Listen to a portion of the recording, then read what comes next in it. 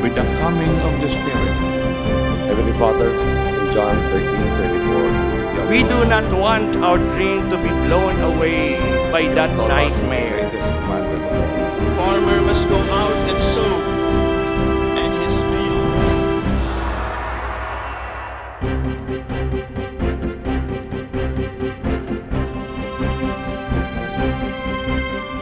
Pagkakataon pong ito'y nais kong magbigay ng ulat at paanyaya, lalo tigit sa mga programang hinaharap natin sa ating simbahan, sa opisina namin, lalo tigit sa ngayon.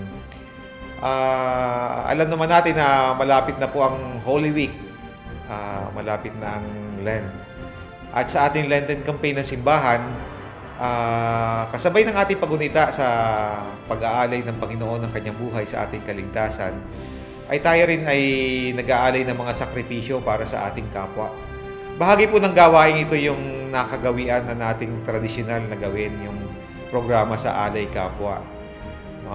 Malinaw at maganda po yung paanyaya. Mag-alay, ialay natin ang ating sarili, ang lahat ng mga biyaya na ating natanggap para din sa ating kapwa. At ito yung kahulugan ng pagmamahal Kristiyano, ng pag-aalay ni Jesus din ng kanyang sarili para sa atin. Ang tema po ng ating pagdiriwang ng Alay Kapwa para sa taong ito ay ang kapwa ko at ang kalikasan, ating pananagutan. Dati-rati ang ating tema ay ang kapwa ko, pananagutan ko.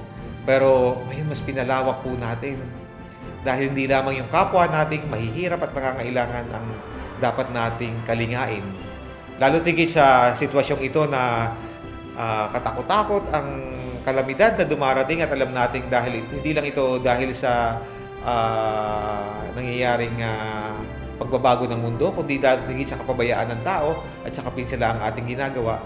Ang panawagan po natin sa simbahan ay tanggapin na pananagutan din natin, kalingain ang ating kalikasan. Kita natin ngayon sa panahon ng panganib ng climate change, sa panganib ng maraming mga mapamisalang minahan sa iba't ibang panig ng ating bansa, na sisira ng ating mga kagubatan, bundok at ng ating kalikasan sa usapin ng maraming pagbagyo at pagkawala ng gubat. Kaya nga kahit nga po ngayon ay ang pamahalaan din ay nagsisikap na ipagbawal yung pagpuputol ng mga kahoy, dahil kung masisira ang ating kalikasan, masisira na rin ang ating pamayanan.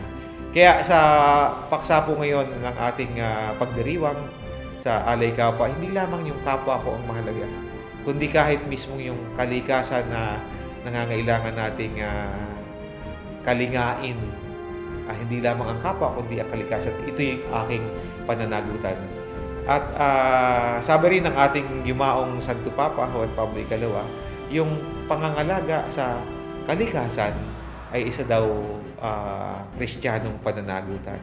Yung po'y sinabi niya ilang buwan bago siya pumanaw. Kaya yung paalaala na hindi lamang pananagutan nating mahirap ang ating responsibilidad, kundi pananagutan din natin ang pangalagaan ang ating kalikasan na ipinagkatiwala sa atin ng Panginoon.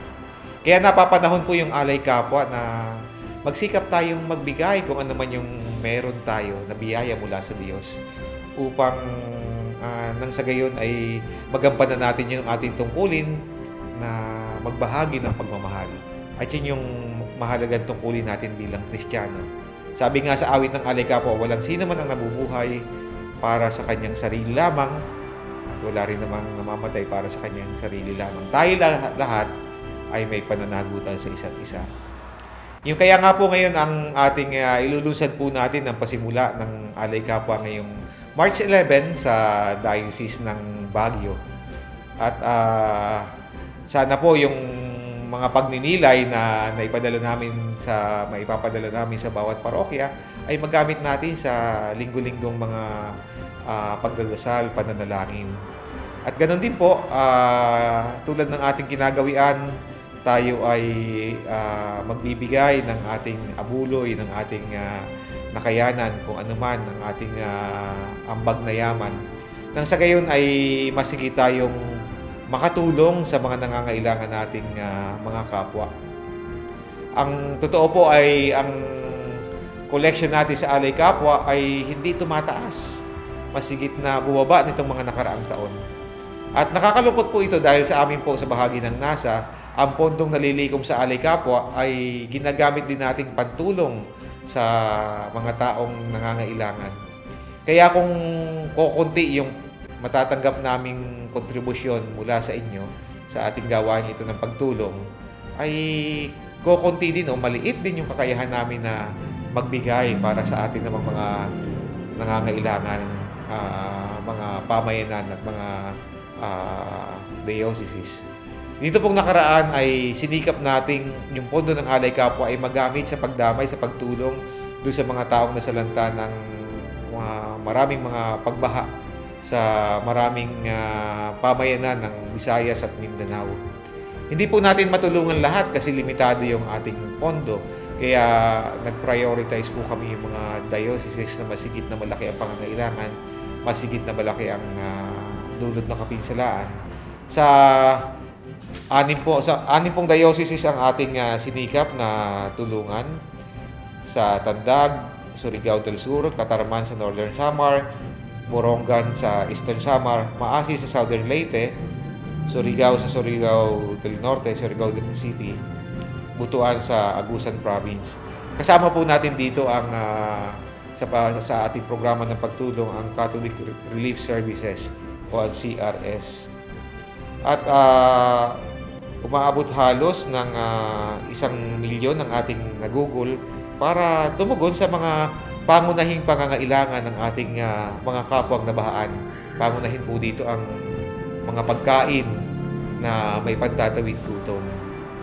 So kaya nagpapasalamat tayo sa patuloy na mabagandang loob ng mga dioceses. Ito po ay bahagi lamang ng pondong aming pinangangasiwaan upang mas makatulong sa mga nangangailangan. Sa may mga sunog na dumarating sa iba't ibang panig ay nakahanda rin po tayong umalalay at mag-alay sa kapwa, mag-alay ng anuman na pagtulong-tulungan. Sa mga panahon ng gyera, kung may mga displaced families, mga nawawalan ng bahay at pansamantala nangangailangan ng pagkain, tumutugon din po tayo doon. Marami pong mga taong individual na lumalapit din, mga may sakit na nangangailangan at iba-iba pang mga pangangailangan na hinihingi ang ating tulong. Ang opisina po natin ay nagsisikap tumugon.